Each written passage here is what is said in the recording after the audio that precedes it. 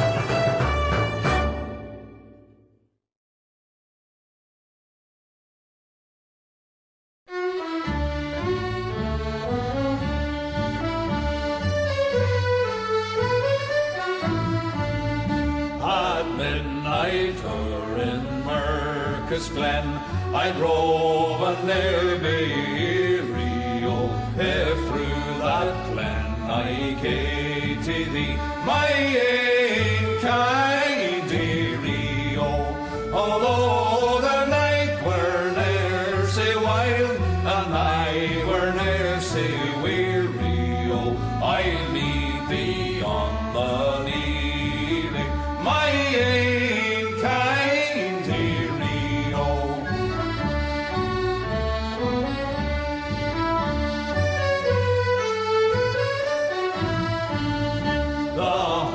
Hunter loves the morning sun to rouse the mountain deer light-o. At noon the fisher takes the glen, what a